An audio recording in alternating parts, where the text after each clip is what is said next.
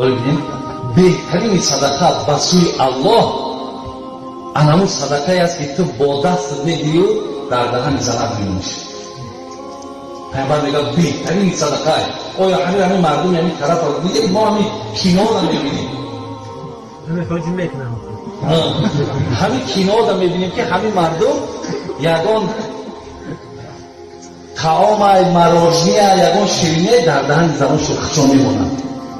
این تعلیمات پیغمبر مونه میگه بالاترین صدقه. برادر عزیز و اندک یک کار عادی را انجام دادن میدونی که این مستقبل زندگی را خدا میکنه.